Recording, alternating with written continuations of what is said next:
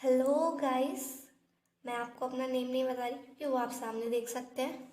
और मुझे वीडियो के बारे में भी बताने की ज़रूरत नहीं है क्योंकि वो भी आप सामने देख सकते हैं। लेकिन अगर आपको मेरी राइटिंग समझ ना आ रही हो तो मैं आपको बता दूँ, this is Sunidhi and my channel name is everything in one. आप इसे लाइक करिए, शेयर करिए और सब्सक्राइब करिए if you want more videos from me. तो आज हम शुरुआत कर रहे हैं। मेरे पास, पहले मैं बता दूं, मेरी जो बुक है मेरे पास 12th क्लास की इंटीग्रेशन स्टार्ट कर रहे हैं हम सबसे पहले।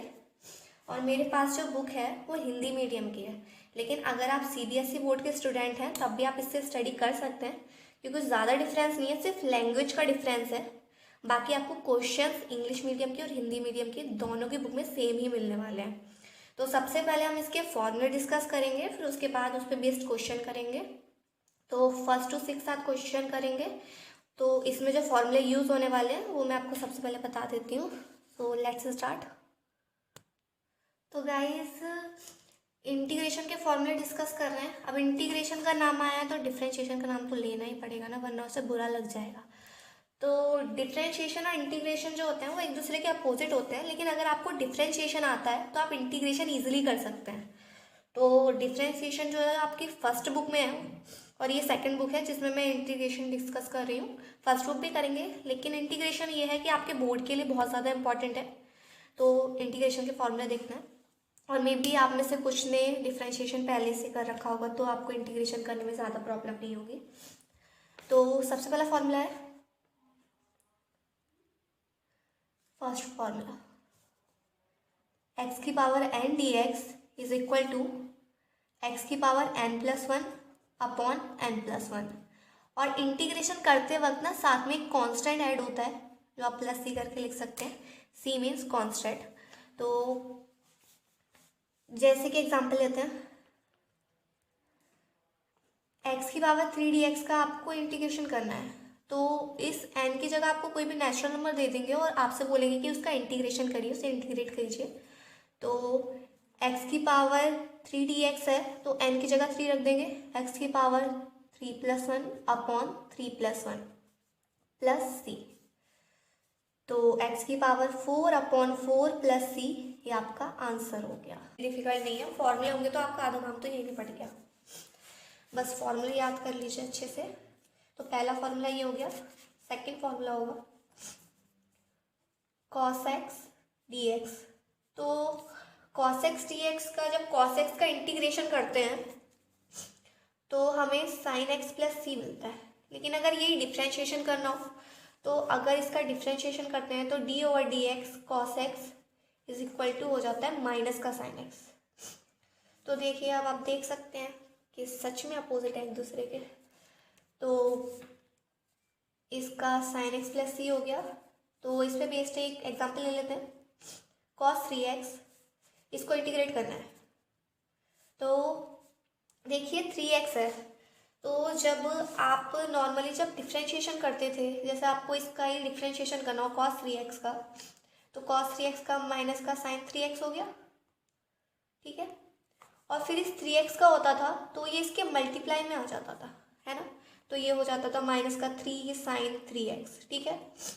लेकिन इंटीग्रेशन कर रहे हैं तो इंटीग्रेशन तो डिफरेंशिएशन का अपोजिट होता है, तो इसमें डिवाइड में हो जाएगा, मतलब इसके अपॉन में आ जाएगा।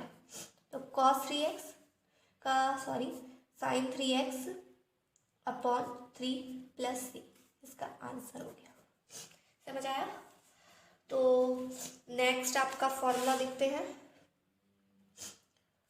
नेक्स्ट वन है sin x dx is equal to minus का cos x plus C. Differentiation में प्लस का cos x आता है और इसमें माइनस का, और प्लस एक कांस्टेंट ऐड हो जाता है, इसमें कांस्टेंट ऐड नहीं होता है। तो चलिए इसका भी एक एग्जांपल देखते हैं।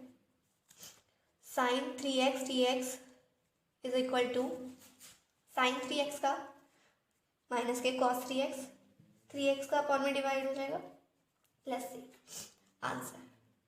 ओके, सो लास्ट फॉर्मूला देखते हैं,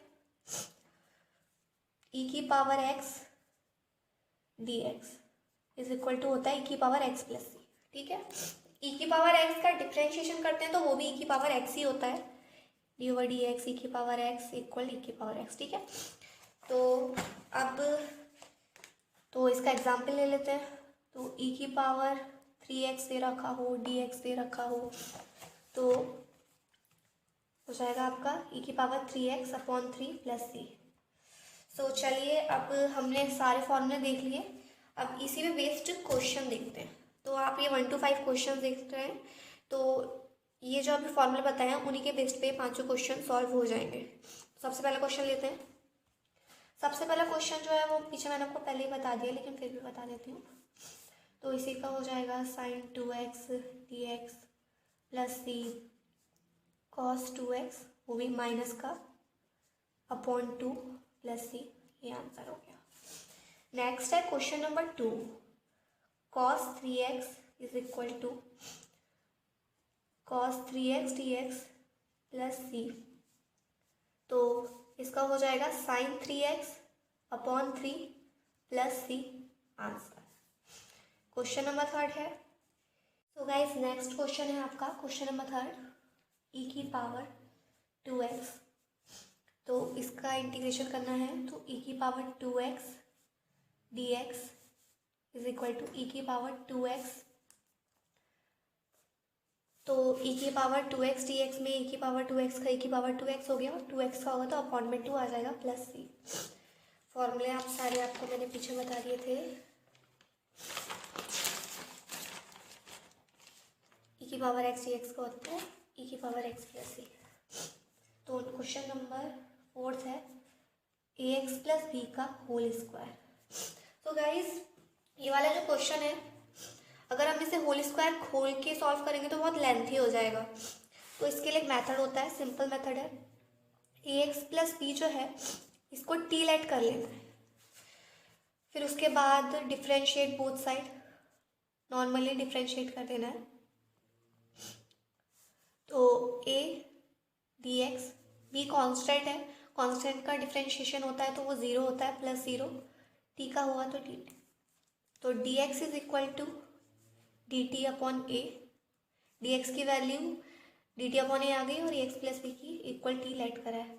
तो अब इसे सिंपली रख देंगे, तो इसका हो गया टी स्क्वायर डी टी, इसकी जगह टी रख दिया और इसकी जगह डी टी अपॉन ए। तो 1 अपॉन ए बाहर आ जाएगा और टी स्क्वायर डी टी, और 1 अपॉन ए फॉर्मूला आपको पता ही है, इंटीग्रेशन एक्स की power n d x is equal to x की power n plus 1 upon n plus 1 plus C. तो इसे यूज़ करने वाले हैं। एक्स की जगह टी है, एन की जगह 2 है, तो टी की power 2 plus 1 upon 2 plus 1 plus C. तो 1 अपॉन ए 3 हो जाएगा, क्योंकि ये 2 प्लस 1 3 हो जाएगा। तो टी की पावर 3 प्लस सी।